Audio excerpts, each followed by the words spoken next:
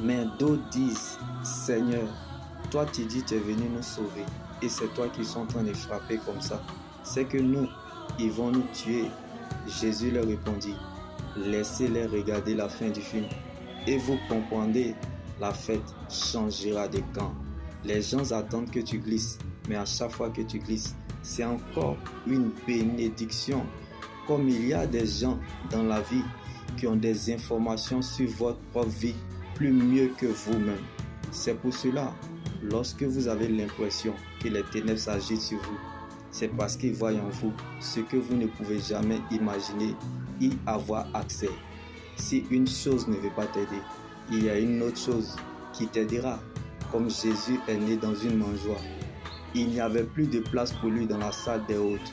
Mais parce que sa vie devait prendre place dans la vie de plusieurs, dans la chambre haute, il était humilié, rejeté, condamné à la puissance civile, oublié par les siens et abandonné de tous. Pour eux, c'en était fini. Ils ont voulu qu'il finisse charpentier. Il n'est pas footballeur, mais il a marqué l'humanité. Si il n'y a personne pour t'aider, c'est parce que tu dois aider plusieurs.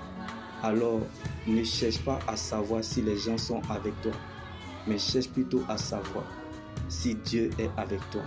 Car lorsque Dieu t'attend à la tête, il compte sur lui-même pour t'accompagner. Donc si c'est à cause de toi, tu perdras la bataille, mais à cause de Dieu, tu gagneras le combat. Donc, ne cherche pas à savoir comment Dieu va faire, mais cherche plutôt à savoir que Dieu va le faire. Car Jésus est la finalisation de ce qu'il commence. Nous vivons dans un monde où si tu refuses d'être contrôlé, manipulé ou dominé, attends-toi et sois donc prêt à être rejeté. Mais, bien-aimé, sache que tu ne dois pas forcer une porte fermée. Car en forçant la porte fermée, vous empêchez aux autres portes qui vous attendent de s'ouvrir. Alors, n'aie pas peur de ce que tu ne peux pas changer et ne force pas les choses de peur que tu sois écarté du plan ou décret divin. Et n'aille pas les gens à cause des événements malheureux que tu as vécu.